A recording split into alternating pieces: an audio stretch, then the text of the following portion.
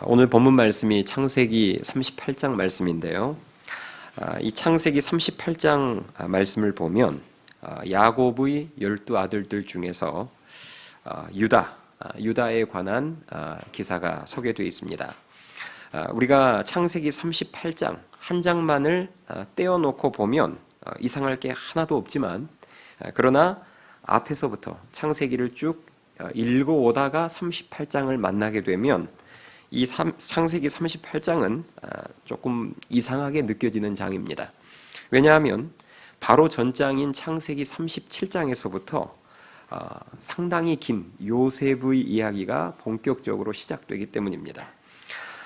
요셉의 이야기가 이제 막 시작되어서 이제 막 재미있어질, 다시 말해서 이제 애굽으로 이제 막 팔려간 그 시점에 갑자기 흐름을 끊어놓는 것 같은 유다 이야기가 갑자기 등장을 해요. 그래서 이 요셉의 형 유다 이야기가 등장하는데 그것도 잠깐 나오는 것이 아니라 무려 38장 한 장 전체입니다. 무려 한 장이나 할애해서 유다의 사건을 기록해 놓고 있습니다. 그리고 39장에 가면 다시 그 애굽으로 팔려간 요셉의 이야기가 이어져요. 그러니까 앞에서부터 읽다 보면 왜 앞뒤 흐름에 맞지 않게, 정말 말 그대로 정말 생뚱맞게 갑자기 유다 이야기가 갑자기 번쩍 나왔다가 사라집니다. 그리고 요셉의 이야기가 계속 이어지는 거죠. 왜 그랬을까? 그것은 훗날 예수 그리스도의 조상이 되는 그런 그 구속사, 구원의 계보가 요셉을 통해서 흘러가는 것이 아니라 유다를 통해서 흘러가기 때문입니다. 예수님은 요셉의 후손으로 오신 것이 아니라 유다의 후손으로 오십니다. 그래서 성경은 그 중요한 사실을 이 창세기 38장을 통해서 우리들에게 보여주고 있는 거예요. 자, 그렇다면 이제부터 이 38장의 내용을 구체적으로 살펴보도록 하겠습니다. 하나님의 백성에 있어서 생명과도 같은 것이 거룩입니다. 자, 계보, 믿음의 계보를 이어가는 데 있어서 가장 중요한 거룩이 뭘까요?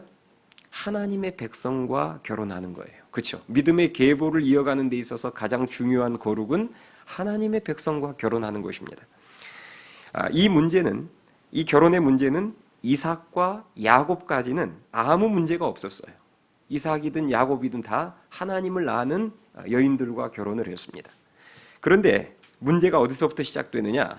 야곱의 아들들에서부터 이제 시작이 됩니다. 야곱의 아들들이 전부가 다 하나님을 아는 여자들과 결혼을 했다면 그게 가장 바람직한 모습이겠죠. 그러나 12아들 모두가 다 믿음의 여인과 결혼을 못한다 할지라도 누구만큼은 믿음의 여인과 결혼해야 합니까? 예수 그리스도의 계보를 이어갈 유다만큼은 믿음의 여인을 만나서 결혼을 해야 맞죠. 우리 생각에. 그런데 안타깝게도 가장 믿음의 결혼을 해야 될 이 유다가 오늘 본문 말씀을 보면 가장 먼저 믿음의 공동체를 떠나서, 여기서 말하는 믿음의 공동체라는 것은 형제들을 말해요. 그의 가정을 말합니다. 그때는 뭐 교회가 있는 게 아니라 하나님을 아는 야곱의 가정이 믿음의 공동체예요. 그 믿음의 공동체를 누가 제일 먼저 떠나냐면 유다가 먼저 떠납니다. 그래서 타락한 세상으로 가버려요. 자, 그 내용이 오늘 본문 1절 말씀에 보면 나옵니다. 38장 1절 말씀 보세요. 자, 38장 1절 잘 보세요. 그 후에 유다가 자기 형제들로부터 떠나, 이렇게 나와 있어요. 유다가 어디로부터 떠났다고요? 자기 형제들로부터 떠나. 이게 이제 믿음의 공동체를 떠난 거죠. 떠나, 그 다음 잘 보세요. 내려가서 아둘람 사람 히라와 가까이 하니라, 이렇게 나와 있습니다. 자, 지금 우리가 제일 먼저 주목해서 봐야 될 게 뭐냐면 요셉이 애굽으로 팔려간 다음에, 그 다음에 카메라가 갑자기 다시 야곱의 가정으로 비춰지면서 그때 이제 야곱의 가정에 무슨 일이 있었느냐? 형제들 중에서 유다가 가장 먼저 집을 떠났다는 거예요. 형제들을 떠났다는 거죠. 믿음의 공동체를 가장 떠나지 않아야 할 것 같은 사람이 가장 먼저 믿음의 공동체를 떠나버린 것입니다. 그래서 어떤 문제가 생겼느냐? 방금 1절에 보면 떠나서 아둘람 사람 히라와 가까워졌다, 이렇게 나오죠. 여러분, 이것은 믿음의 공동체를 떠나서 이제는 하나님을 모르는 세상 친구들과 가까워졌음을 의미합니다. 여기서 나오는 아둘람 사람 히라는 하나님을 모르는 이방 친구들을 이제 나타내는 거죠. 여러분 그렇습니다. 성도가 믿음의 공동체와 멀어진 만큼 세상과 가까워지게 되어 있습니다. 그렇게 하나님을 이제 모르는 세상 친구와 이 유다가 하나님을 모르는 세상 친구와 가까워지고 타락한 세상의 문화와 가까워지자 어떤 일이 벌어지느냐? 통혼을 하게 됩니다. 이제 하나님을 알지 못하는 이방 여인과 결혼하는 그 수순을 밟게 돼요. 자, 오늘 2절 말씀 한번 보세요. 자, 2절에 보시면 자, 유다가 거기서 가나안 사람 수아라 하는 자의 딸을 보고 그를 데리고 동침하니, 자, 이방 여인과 이제 결혼해서 동침했어요. 그래서 3절 그가 임신하여 아들을 낳음에 유다가 그의 이름을 에리라 하니라 하면서 뒤에 쭉 이어서 이제 새 아들을 낳는 내용이 이어집니다. 자, 이렇게 유다는 믿음의 공동체를 떠났을 때 단순히 믿음의 공동체만 떠나고 끝나는 게 아니라 이제는 세상 친구들과 벗하며 세상 여인들과 어울리다가 결국 하나님이 보시기에 잘못된 결혼까지 하게 됩니다. 그래서 이제 엘과 오난과 셀라라는 세 아들을 낳게 돼요. 자, 여러분 이처럼 마귀가 한 믿음의 사람 또 한 믿음의 가정을 무너뜨리기 위해서 가장 먼저 하는 작업이 뭐냐면 믿음의 공동체를 떠나게 만드는 거예요. 믿음의 공동체를 떠나야 잘못된 만남을 가질 수 있기 때문입니다. 오늘날에도 마찬가지예요. 마귀가 저와 여러분들의 믿음을 무너뜨리고 우리 가정의 믿음을 무너뜨리기 위해서 공격하는데 그 공격하는 주된 방법이 뭐냐? 믿음의 공동체를 떠나게 만드는 겁니다. 부부싸움을 했어요. 부부싸움을 했는데 왜 부부싸움의 결론이 교회를 안 나가는 것으로 나오는지를 모르겠어요. 우리 청년들은 이 말이 이해가 안 될 거예요. 제가 그동안 장년들 목회를 하면서 희한한 사실을 발견하게 됐습니다. 부부싸움을 하는데 부부싸움의 결론이 왜 뭐 서로 이제 앞으로는 우리 서로 보지 말자 이렇게 결론이 나면 이해가 되죠. 부부가 서로 싸웠으니까. 근데 희한하게 부부가 서로 싸웠는데 결론이 어떻게 나냐? 나 이제 교회 안 나가. 전혀 문맥에 맞지 않는, 부부가 싸웠는데 결론이 뭐냐면 나 이제 오늘부터 교회 안 나가. 이런 경우들이요. 싸움의 결론이 다 이렇게 난다는 말이 아니라 부부싸움의 결론이 이렇게 나는 경우들이 상당하다는 거예요. 누구 작품일까요? 그게 마귀 작품이죠. 뭔가 문제가 있고 불화가 있었을 때 항상 결론이 어떤 결론이 나게 만드느냐? 믿음의 공동체를 떠나는 것으로 결론 나게 만듭니다. 청년들도 마찬가지예요. 교회 안에서 연애하거나 썸을 타다가 뭐가 잘못됐다. 그러면 왜 그 결론이 결국 교회를 믿음의 공동체를 떠나는 것으로 결론이 나는지 조금은 알겠는데, 근데 다는 이해가 안 가요. 그 한 사람 때문에 교회에 처음에 등록했던 것도 아니고 교회에 그 한 사람만 있는 것도 아닌데 왜 그 한 사람하고 관계 잘못된 것으로 믿음의 공동체를 떠나야 합니까? 왜 결론이 그렇게 나요? 사탄 마귀의 작품이니까 그렇습니다. 제가 그동안 부교역자 시절부터 제가 그동안 교회에서 쭉 사역을 하면서 교회에서 시험 들어서 믿음의 공동체를 떠나는 사람들을 여럿 봤습니다.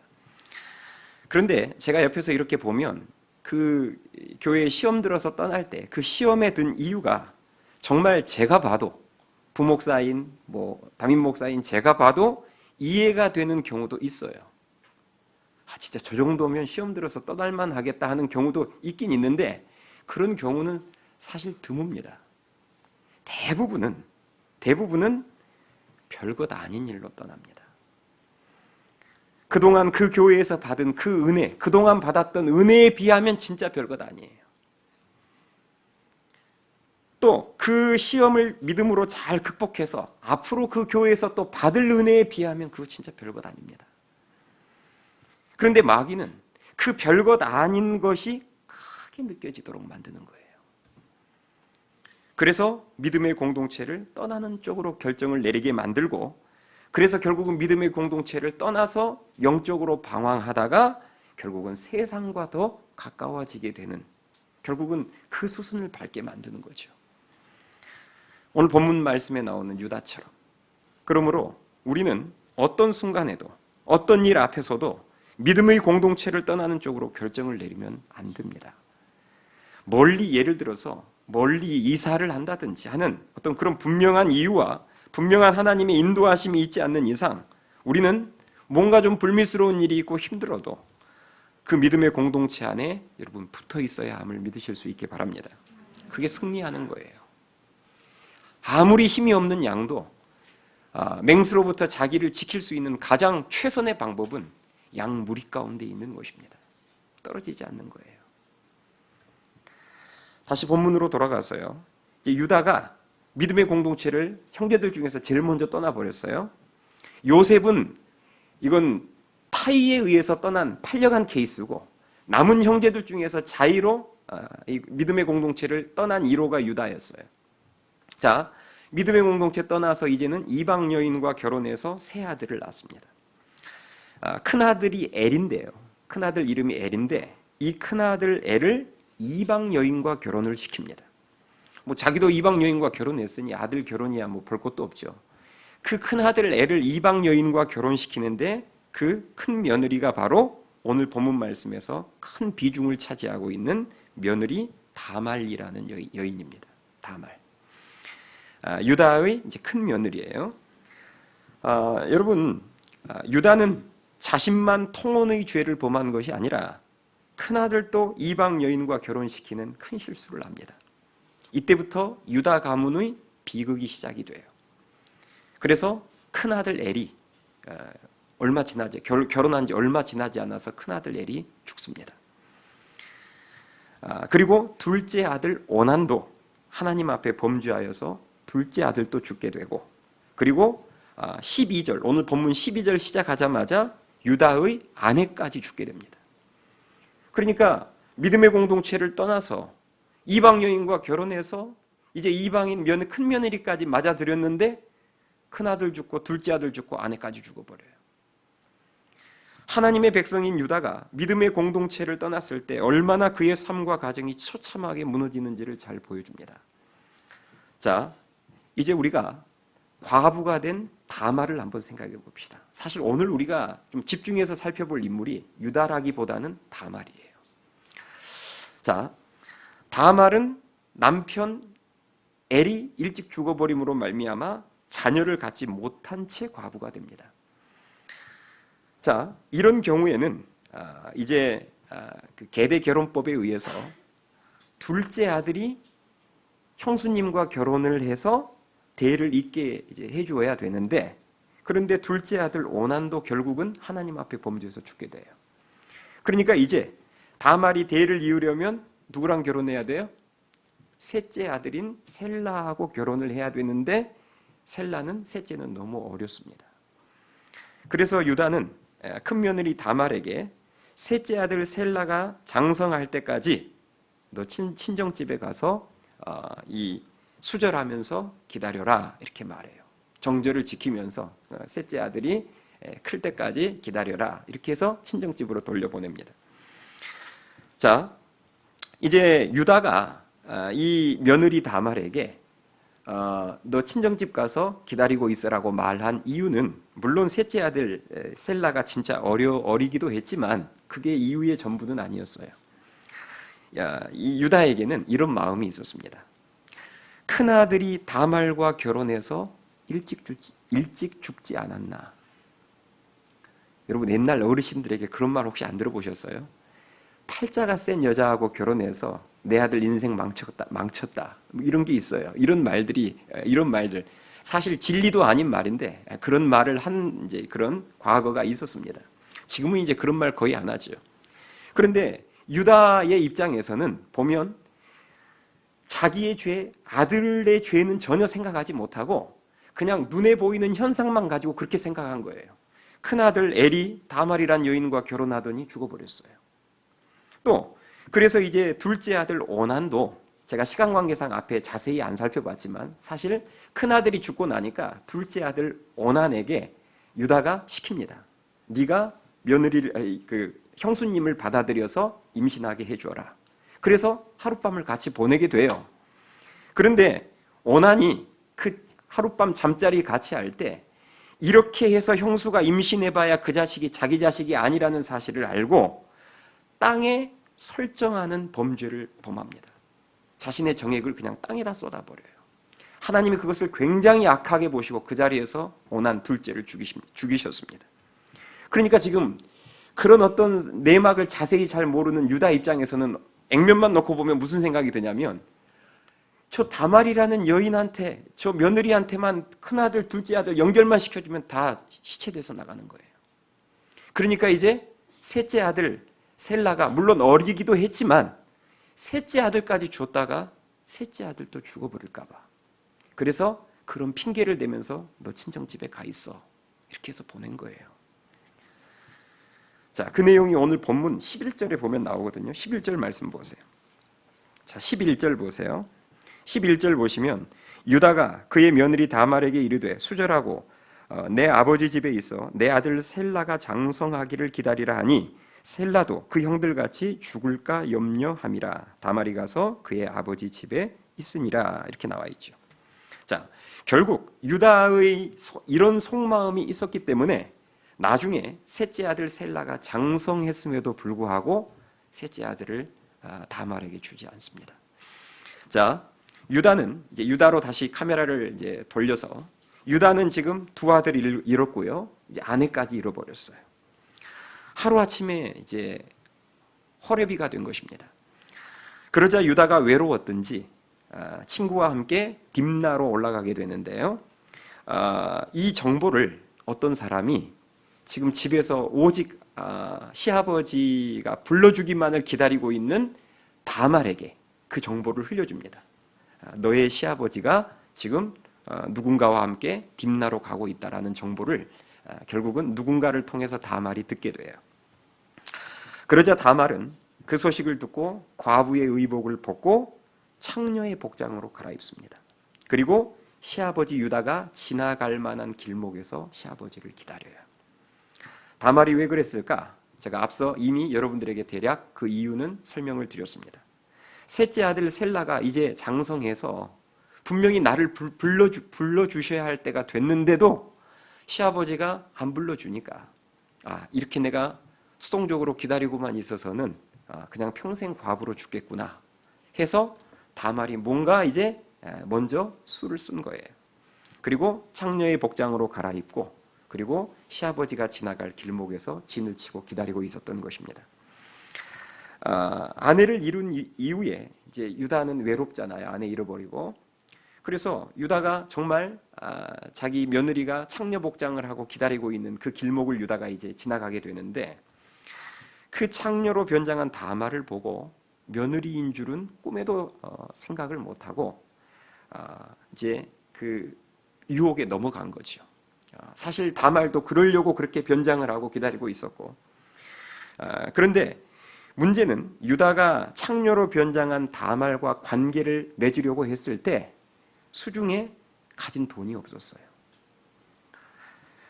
이것을 보면 유다가 처음부터 창녀를 찾아갈 목적으로 갔던 것이 아니라는 것을 알 수 있습니다. 창녀를 진짜 찾아갈 목적이었다면 돈을 가지고 갔겠죠. 그런데 수중에 돈이 없었다는 말은 그런 의도가 아니라 그냥 그 길을 지나가고자 했는데 보이니까 그 순간 유혹에 이제 빠져든 것 같습니다. 자, 그래서 유다는 결국은 그 자리에서 계약을 맺어요. 그 창녀와. 사실은 며느리인데 며느리인지 모르고 그 창녀와 계약을 맺는데 어떤 계약을 맺느냐?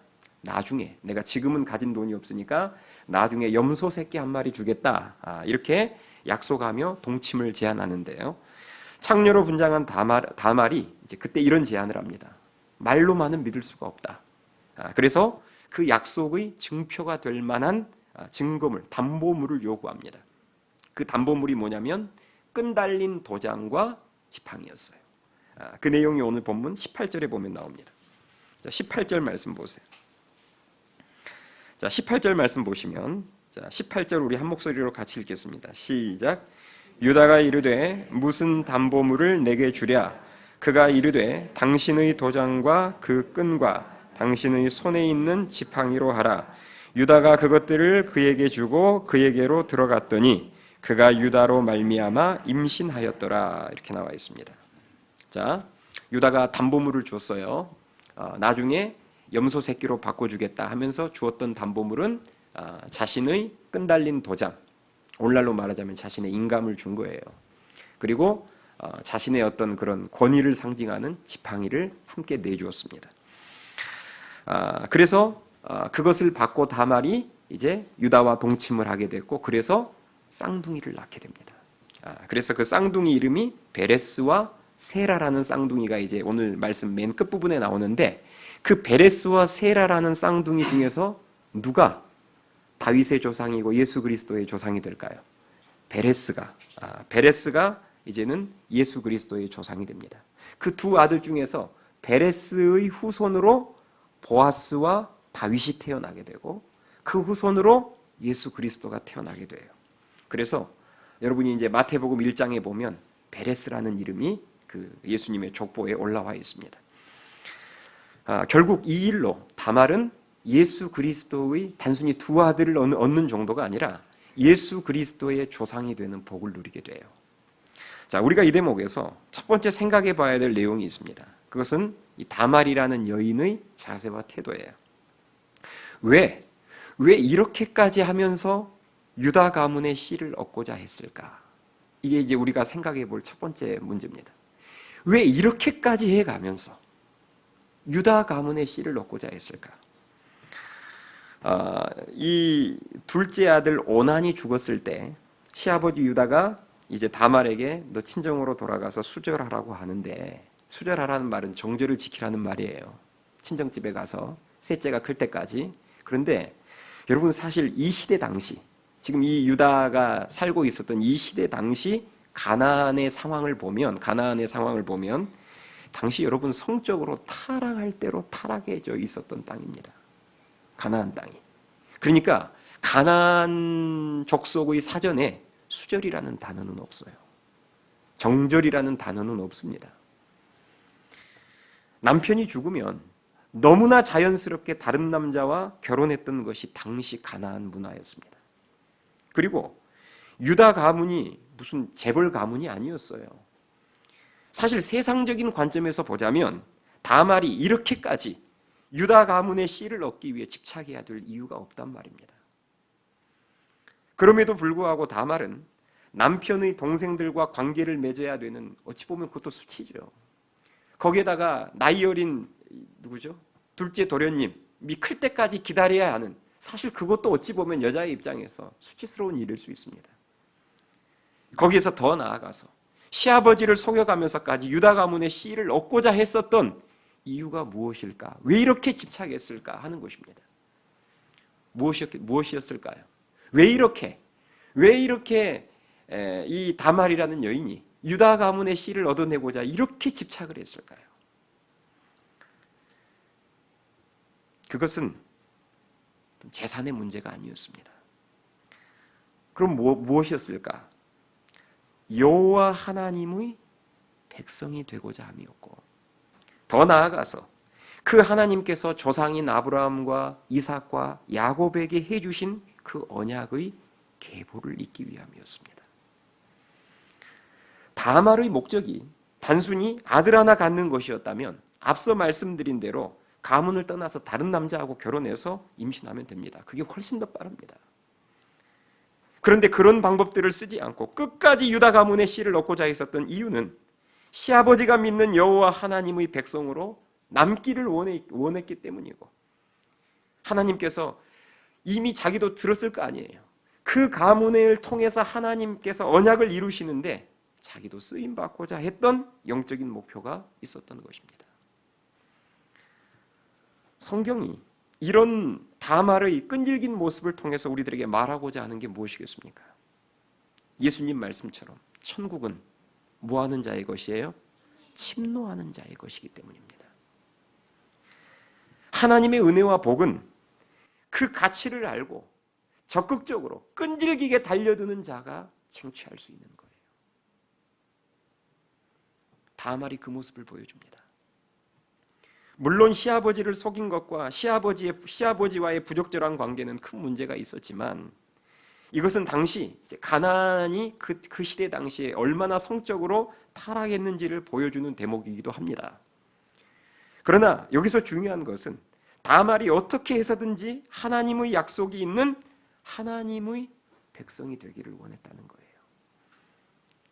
그래서 결국 얻어냈습니다. 놀라운 축복을 얻어냈어요. 여러분, 우리들에게도 이런 모습이 있어야 한다는 것입니다. 하나님의 약속의 가치를 알고 다른 것은 내가 다 포기하고 양보하고 놓칠지라도 그 하나님이 주신 그 약속을 끝까지 붙잡고 그 약속의 성취와 하나님의 그 은혜의 복을 얻기 위해서는 어떠한 대가도 지불할 줄 아는 그런 믿음의 모습이 있어야 된다는 것입니다. 사복음서에 나오는 수로보니게 여인 잘 아시죠? 예수님께서 이 이방 여인인 수로보니게 여인에게 은혜를 구할 때에 그런 말씀을 하시죠. 자녀의 떡을 취하여 개들에게 던짐이 마땅하지 아니하다. 수로보니게 여인은 예수님에게 은혜 받으러 나아갔다가 개 취급당했던 여인입니다. 여러분, 이 정도로 무한을 당하고 자존심 짓이겨지면 사실 예수님에게 막말하고 뒤돌아설 수 있죠. 그런데 그 수로보니게 여인이 끝까지 물러서지를 않습니다. 그 부스러기라도 좋습니다. 저 개 취급당해도 좋습니다. 그 부스러기 은혜라도 저에게 주십시오 했을 때에 은혜가 그 수로보니게 여인에게 임하는 것을 보게 됩니다. 여러분, 하나님의 은혜를 가로막는 것, 대표적인 것 두 가지가 뭐냐면 가치를 모르는 거죠. 가치를 모르면 구할 수가 없습니다. 다말이 이렇게까지 집착했던 이유는 가치를 알았기 때문이에요. 또 하나님의 은혜를 우리들이 얻어내는데 장애가 되는 게 뭐냐? 체면과 자존심이라고 생각합니다. 조금 다가서고 도전해보다가 뭔가 좀 자존심 상할 일이 있고 체면 구겨질 일이 있으면 대부분 사람들은 그냥 물러서 버립니다. 왜? 은혜보다 자기 자존심이 더 중요하니까요. 은혜보다 자기 체면 지키는 게 더 중요하니까요. 사실 다말이 자기 자존심, 체면 생각했다면 이렇게 못 남아 있습니다. 떠나서도 진작 떠났죠. 제가 이제 우리 하늘시학교의 성도들을 데리고 단기 선교를, 지금 올해는 이제 코로나 때문에 단기 선교를, 해외 단기 선교 못 가고 있는데, 제가 단기 선교를 가면 은혜 받는 포인트가 여러 포인트가 있는데 그중 하나가 이것입니다. 단기 선교를 가면 청년들과 장년부가 어우러져서 가는데 항상 청년부가 많습니다. 장년부가 이제 오히려 더 소수죠. 여러분, 이제 대충 그렇게 가잖아요. 그러면 장년들이 청년들 틈에 끼어서 단기 선교를 가면 아무래도 나이도 있고 하다 보니까 체면 생각하고 이렇게 뒤에 빠져서 그냥 지켜보려고 하는 태도를 취할 가능성이 높습니다. 무슨 말인지 아시겠죠? 청년들하고 섞여서 똑같이 거기에서 막 워시브하고 막 똑같이 움직이는 게 생각처럼 쉬운 일은 아닙니다. 그런데 제가 그동안 단기 선교를 가면서 솔직히 은혜 받고 도전됐던 부분 중에 하나가 그거예요. 우리 교회 그 단기 선교 갔던 장년들은요, 아무튼 제가 봤을 때는 체면이고 자존심이고 없습니다. 정말 제가 솔직한 이야기로 뭐 그 단기 선교 가서도 이런 이야기를 제가 엇비슷하게 해서 칭찬했던 적이 한두 번 있는데 진심입니다. 제가 우리 교회 단기 선교 갔던 장년부들 진짜 존경하는 이유 중에 하나가 뭐냐면 청년들 앞에서 어떤 무슨 체면을 차리고 뭐 어른으로서의 어떤 대접을 받기 원하고 자존심 이런 거 생각하지 않습니다. 정말 제가 보면 청년들의 거의 준하게, 물론 체력은 안 따라주지만 거의 청년들과 똑같은 마음으로 똑같이 뛰고 똑같이 섬기고 똑같이 움직여요. 여러분, 만약에 장년들이 가서 내 나이 생각하고 체면 생각하면 그렇게 은혜 받을 수가 없습니다. 이건 여러분 수련회도 마찬가지예요. 내가 은혜를 받는다면 나이가 무슨 상관이며 체면이 무슨 상관이며 하나님 저는 은혜만 받을 수 있다면 그런 거 저 다 내려놔도 좋습니다. 할 때 그런 자에게 천국의 은혜가 임하는 것을 여러분 믿으실 수 있기 바랍니다. 저에게도 마찬가지예요. 제가 아까 천국은 침노하는 자의 것이라고 예수님 하신 말씀이잖아요. 성도님들 중에서 보면 굉장히 목사님을 필요 이상으로 너무 많이 생각해 주는 성도님이 계세요. 우리 목사님 바쁘신데, 우리 목사님 힘드실 텐데, 나 아니어도 힘드실 텐데. 그래서 한 번을 안 찾아오고 한 번을 연락을 안 하고 한 번을 부탁을 안 하는 성도들이 있는가 하면, 또 어떤 성도님들은요, 정말 귀찮으리만큼 저한테 쫓아와서 목사님 기도해 주세요. 목사님 저 이런 문제가 있는데 목사님 저 안수기도 한번 해주세요. 여러분 가만히 생각해 보세요. 우리나라 속담에도 그런 말이 있죠. 덫의 나이 젖주는 거예요. 여러분 저도 사람이에요. 저한테 좀 그 믿음 안에서 은혜를 사모하, 그 사람이 목적이 나를 귀찮게 하는 게 목적이 아니잖아요. 제가 그 정도는 알죠. 어떻게 해서든지 목사님에게 기도 부탁을 하든 안수기도를 한 번이라도 더 받든 해서 하나님의 은혜를 더 받기 위해서 그렇게 몸부림치는 거 아닙니까? 그러니까 그렇게 다가오면 저 역시도 제가 그것 때문에 막 뭐 힘들거나 그러지 않습니다. 그렇게 은혜를 사모하는 마음이 저의 마음도 감동시킨다고요. 그래서 저도 더 같이 기도해 주게 돼요. 그러면 또 더 큰 은혜를 받아요. 여러분 은혜 받는 데 있어서 무슨 체면 생각하고 뭐 그런 거 생각하지 마세요. 천국은 침노하는 자의 것입니다. 제가 우리 청년 한 명이 저한테 과거에 와서 그러더라고요. 새벽 기도 딱 인도 마치고 개인 기도 들어갔는데 저한테 목사님 안수기도 한번 해주세요. 그래서 제가 이제 보통 안수기도를 하려면 물어봐요. 무슨 기도 제목이냐고 제가 물어봤더니 그 청년이 그래요. 오늘 중간고사예요. 제가 그 말을 듣는 순간 저는 무슨 국가고시도 아니고 사실 국가고시를 봐도 목사님한테 와서 기도해달라는 성도들이 그렇게 많지는 않은데 아니 그 늘 일상 돌아가면서 보는 중간고사 오늘 기간 시험 시작됐다고 저한테 안수기도하는 그 모습을 보면서 제가 처음에 당황스럽기도 했지만 솔직한 이야기로 제가 기도하고 나서 무슨 생각이 들었냐면 그래 천국은 저렇게 침노하는 자의 것이야. 여러분 가치를 알고 그 중요성을 아는 사람이 보챈다고요. 생각해 보세요. 그 청년이 저한테 그 기도 부탁할 때 100% 떳떳한 마음으로만 부탁했겠습니까? 미안한 마음도 조금은 있었지. 그러나 그 청년이 저한테 그 부탁을 했을 때는 그런 거 생각하지 않은 거예요. 중요한 것은 내가 이렇게 해서 하나님의 은혜를 받을 수 있다면, 이렇게 해서 하나님의 응답을 받을 수 있다면, 그래서 저 역시도 기쁜 마음으로 해줬어요. 여러분에게 부탁드립니다. 하나님의 은혜가 어디에 임하느냐? 그 가치를 알고 그것을 얻기 위해서 간절히 적극적으로 달라드는 그 침노하는, 그 갈급해하는 마음의 자리에 하나님의 은혜가 임함을 믿으실 수 있기 바랍니다. 다시 본문으로 돌아가서요. 다말이 시아버지 유다를 통해서 임신하고 난 이후에 기가 막힌 일이 벌어집니다. 유다가 아까 이제 그 며느리인지도 모르고 창녀에게 뭘 맡겼죠? 담보물로? 끈달린 도장과 지팡이를 맡겼어요. 근데 찾아와야 되잖아요, 이제. 찾아오려면 어떻게 해야 돼요? 자기가 염소 새끼 한 마리 들고 다시 그 자리로 찾아가야 되잖아요. 근데 이 유다가 또 고수예요. 자기가 안 가고 그 염소 새끼를 자기 친구한테, 친구 편에 보내서 그 어디 가면 어떤 여자가 있을 테니까 가서 내 인감하고 지팡이 좀 찾아오라 하고 자기 친구를 보냅니다. 왜 친구 보냈을까요? 자기가 직접 안 가고. 창피한 줄은 아는 거예요.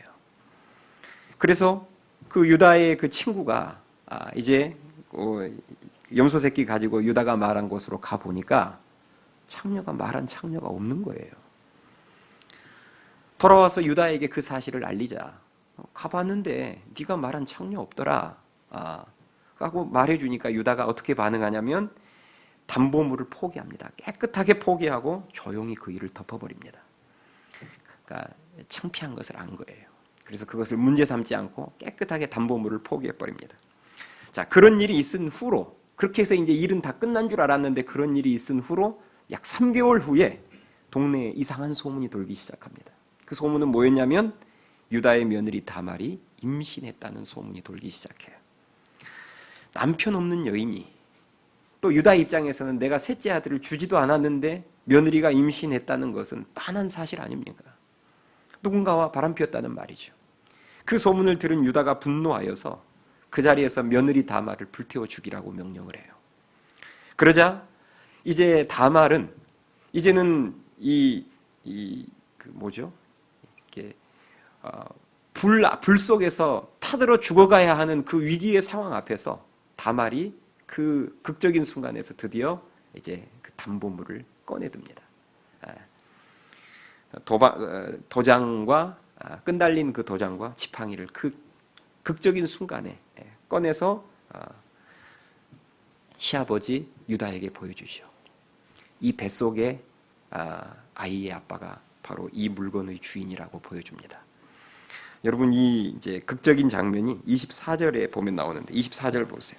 자, 24절에 보시면 석 달쯤 후에 어떤 사람이 유다에게 일러 말하되 내 며느리 다말이 행음하였고 그 행음함으로 말미암아 임신하였느니라.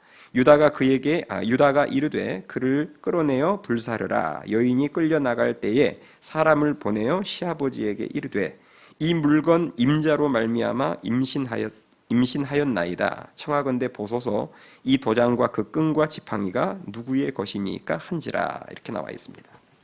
자, 우리가 이제 여기까지 보면 진짜 막장 드라마예요. 그렇죠?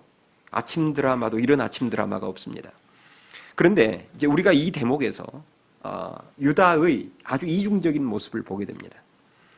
그 유다의 이중적인 모습은 뭐냐면 창녀에게 자신의 담보물을 맡겼을 때, 담보물을 찾을 때, 나중에 되찾을 때 혹시 소문이라도 날까봐 자기가 직접 안 가고 누구를 보냈죠? 친구를 보냈어요. 그렇게 해서 자기 이미지를 관리했던 사람이에요. 근데 그 이후로 정작 며느리가 간음을 해서 임신했다는 소문을 듣자 며느리를 벌레처럼 여기면서 불태워버리라고 합니다. 여기서 이제 우리는 유다의 이중적인 모습을 보는 거죠. 겉모습은 굉장히 의인이고 불의를 보면 참지 못하고 막 그 불의를 보면 당장이라도 다 불태워버리고 심판해야 하는 것과 같은 어른이자 의인으로 보이지만 사실 유다의 마음속에는 누구도 상상하기 힘든 탐욕과 음란이 있었다는 것입니다. 이게 저는 우리들의 모습이라고 생각합니다. 이 유다의 이중적인 모습이. 내로남불이라고 여러분 들어보셨죠? 내가 하면 로맨스고 남이 하면 불륜이에요. 자신의 죄에 대해서는 늘 관대하고 자신의 죄는 너무 쉽게 잊어버리지만 남의 죄에 대해서는 지나치리만큼 엄격하고 분노합니다. 그것이 우리들의 현주소예요.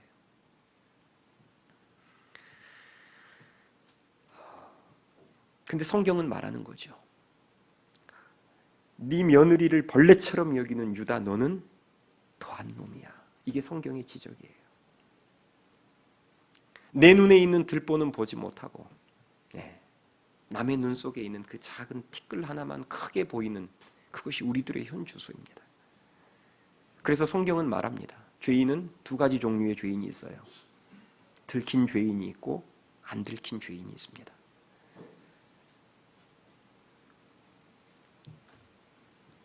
모두가 다 죄인이란 말이에요. 지금 유다는 담보물 때문에, 그렇죠? 며느리가 지금 극적으로 꺼낸 담보물 때문에 자신의 죄가 이제는 드러날 위기에 처해 있습니다. 그러면 이 상황 속에서 유다의 반응이 중요하겠죠. 며느리가 극적인 상황에서 딱 그 담보물을 빼냈을 때 유다가 어떻게 반응을 하느냐? 자, 26절 보세요. 26절. 자, 26절 우리 한 목소리로 같이 읽겠습니다. 26절 시작. 유다가 그것들을 알아보고 이르되 그는 나보다 옳도다. 내가 그를 내 아들 셀라에게 주지 아니하였음이로다 하고 다시는 그를 가까이 하지 아니하였더라. 아멘. 예. 자, 유다가 그것을 알아보고 뭐라고 말했다고 나오죠? 그는 나보다 옳도다. 여기서 그가 누구예요? 며느리 다말이죠. 여기까지만 말해도 제가 봤을 때 유다가 정말 자신의 죄를 인정할 줄 알고 뉘우칠 줄 아는 사람인데 그 다음에 이유까지도 말합니다. 왜 다말이 나보다 더 옳은지. 거기 보면 내가 그를 내 아들 셀라에게 주지 아니하였음이로다 하고, 자, 그 이유까지 말해요. 여러분, 저는 이제 이 유다의 이런 반응을 보면서 감동을 받습니다. 유다가 분명히 믿음의 공동체를 떠나서 잘못된 죄악의 길, 타락의 길로 가기는 했지만, 그러나 이 결정적인 증거 앞에서라도 자신의 죄를 이때라도 인정하고 고백할 줄 아는 그런 어떤 회개의 자세와 용기가 유다에게 있었다는 거죠. 여러분 한번 가만히 생각해 보면요, 유다가 시침이 뚝 할 수도 있을까요, 없을까요? 시침이 뚝 할 수도 있겠죠. 그 시대에 여러분, 여자는 사람 취급을 받지 못했던 시대입니다. 얼마든지 지금 저 며느리가 내놓은 물건들은 내가 얼마 전에 잃어버렸던 물건이지 내가 손에 쥐어준 물건이 아니다. 뭐 별의 별 이유들을 대면서 얼마든지 시침이 뚝 떼고 며느리를 불 속에 집어 넣어버릴 수 있습니다. 그럼 어떻게 됐을까요? 며느리와 뱃속에 있는 베레스 다 이제 다 죽게 될 것이고, 그러면 하나님이 가만히 있을까요? 하나님이 유다 가만히 놔두시지 않겠죠. 네. 여러분, 그 유전자 검사도 할 수 없는 그 시대에 그것을 그렇게 겸손하게 솔직하고 정직하게 그 순간이라도 인정할 줄 안다는 것은 이건 여러분 대단한 자세이고 용기입니다. 하나님의 은혜는 이렇게 그가 나보다 옳도다라고 말할 수 있는 그 겸손과 그렇게 자백하고 회개할 수 있는, 조금 시기적으로 늦은 감은 있었지만 그러더라도 결국 하나님 앞에 내 잘못을, 내 죄를 자백하고 인정할 줄 아는 그 겸손한 마음, 그 겸손한 가정에 하나님의 은혜가 임함을 믿으실 수 있기 바랍니다. 그가 나보다 옳도다라고 고백하고 인정함으로 말미암아 유다는 자기도 살고 며느리도 살고 며느리 뱃속에 있는 베레스도 삽니다. 그래서 결국은 구속사를 잇는, 믿음의 계보를 잇는데 귀하게 쓰임 받게 돼요. 그때부터 이제 유다 가정은 조금씩 회복하기 시작했다는 것이죠. 여러분, 우리에게도 지금 이 코로나 바이러스와 경기 불황이라는 징계 가운데 있는 우리에게도 저는 진짜 우리에게 진정한 회개가 터지면 이 고백이 나와야 된다고 생각합니다. 그가 나보다 옳도다. 진짜 회개의 역사가 터지면 이 고백이 나오게 되어 있습니다.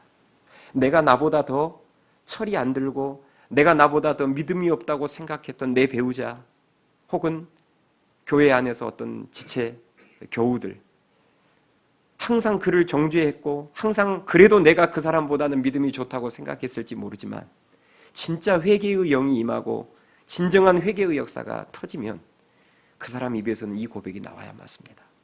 그가 나보다 옳도다. 교회도 마찬가지겠죠.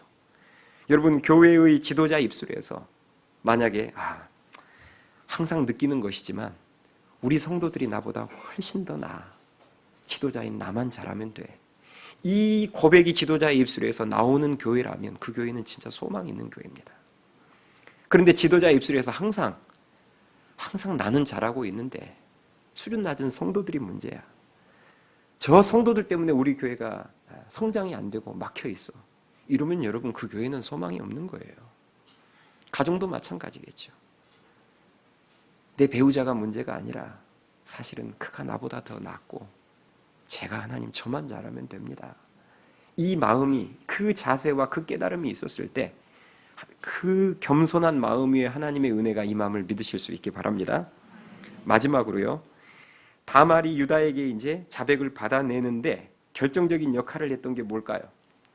다말이, 며느리가 유다에게 그 자백을 받아낼 때 결정적인 역할을 한 게 뭐예요? 증표, 그 증거물이죠. 그 증거물이 뭐예요? 끈달린 도장과 지팡이.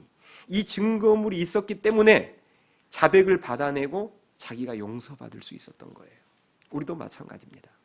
우리가 어떤 죄를 지어도 하나님께 용서받을 수 있는 증거물이 우리들에게도 있어요. 그게 뭘까요? 예수 그리스도의 십자가의 죽음과 부활이라는 증거물입니다. 아멘 하십니까? 우리가 어떤 죄를 지었어도 하나님이 우리에게 다시 한번 은혜와 긍휼을 베풀어 주시고 우리를 용서해 주시는 그 근거가 되는 증거물은 예수 그리스도의 십자가의 죽음과 부활이에요. 그 증표가 있기 때문에 하나님께서 또다시 우리를 안아주시고 또다시 우리를 품어주시고 우리가 어떤 죄를 지어도 결코 호적에서 퍼버리지 않으시는 이유가 우리가 뭘 잘해서가 아니라 그 예수 그리스도라는 증거물을 가지고 있기 때문입니다. 그게 약속의 증표거든요. 여러분, 오늘날도 마찬가지입니다. 우리 지금 우리의 죄악으로 인해서 코로나 바이러스 또 경기 불황이라는 이 징계 가운데 있어도 우리에게 소망이 있는 이유가 그것입니다. 우리가 어떤 죄를 지었더라도 다시 한번 예수 그리스도의 그 십자가에 피 흘려주심의 공로와 부활의 증거를 가지고 하나님 앞에 나아가면 하나님은 그 약속의 증거를 보시고 예수 그리스도, 바로 그 약속의 증거물, 그 약속의 이름을 받으시고 우리의 죄를 용서해 주심을 믿으실 수 있기 바랍니다. 바라기는 오늘도 하나님의 은혜가 어디에 임하는가 했을 때 예수 그리스도라는 그 언약의 이름을 굳게 붙잡고 있는 그 백성, 그 자녀에게 하나님의 은혜가 임한다는 거예요. 말씀을 맺겠습니다. 하나님의 은혜가 어디에 임하느냐? 첫 번째, 침노하는 자의 마음 가운데 임합니다. 그 은혜의 가치를 알고 그 은혜를 얻기 위해서라면 내 자존심도 내 체면도 그 어떤 것도 주장하지 않고 그 은혜를 받기 위해서 끈질기게 하나님 앞에 나아가는 그 침노하는 자의 마음 가운데 하나님의 은혜는 임하고요. 두 번째로, 그가 나보다 옳도다 라고 자신의 죄를 자백하고 인정할 줄 아는 겸손한 자의 마음 속에 하나님의 은혜는 임하고, 마지막으로 예수 그리스도라는 그 하나님 사랑과 용서의 증거물을 마음속에 붙들고 새기고 있는 자에게 하나님의 은혜는 임합니다. 바라기는 이 말씀을 마음속에 새기고 저와 여러분이 이 징계의 때에 하나님 앞에 나아가심으로 말미암아 하나님의 그 크신 용서와 회복의 은혜가 저와 여러분들에게 우리 한국교회에 임할 수 있기를 주님의 이름으로 축원합니다. 찬양하시겠습니다.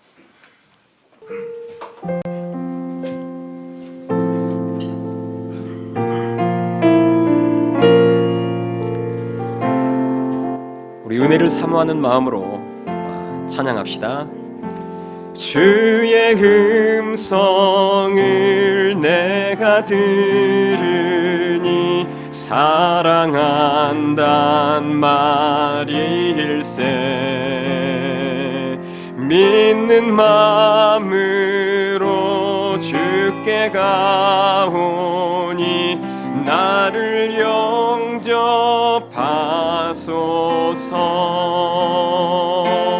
내가 매일 십자가 앞에 더 가까이 가오니 구세주의 흘린 보배 피로써 나를 정케 하소서. 주의 음성을 내가 들으니 사랑한단 말일세. 믿는 마음 주께 가오니 주께 가 이 시간 나를 영접하소서. 영접하소서. 내가 매일 십자가 앞에 더 가까이 가오니 구세주의 흘린 보배 피로써 나를 정케 하소서. 주여 넓으신 은혜 베푸사 신은혜 베푸 나를 받아주시고 나의 품은 주의 뜻같이 되게 하여 주소서. 내가 매일 십자가 앞에 더 가까이 가오니 구세주의 흘린 보배 피로써 나를 정케 하소서. 주의 보좌로 나아갈 때에 보좌로 나아갈 어찌 아니 기쁠까 아니 기쁠까 주의 얼굴을 항상 배우니 그를 항상 뵈 더욱 친근합니다. 친근함이 우리 은혜를 사모하는 마음으로 고백합니다. 내가 매일 십자가 앞에 더 가까이 가오니 십자가 앞에 더 가까이 가오니 구세주의 흘린 보배 피로써 나를 정케 하소서. 우리 구주의 넓은 사랑을 구주의 넓은 사 측량할 자 없으며 할 자 없으며 주가 주시는 참된 기쁨도 참된 기쁨 헤아릴 수 없도다 릴 수 없도다. 내가 매일 십자가 앞에 매일 십자가 앞에 더 가까이 가오니 구세주의 흘린 보배 피로써 나를 정케 하소. 내가 매일 십자가 앞에 매일 십자가 앞에 더 가까이 가오니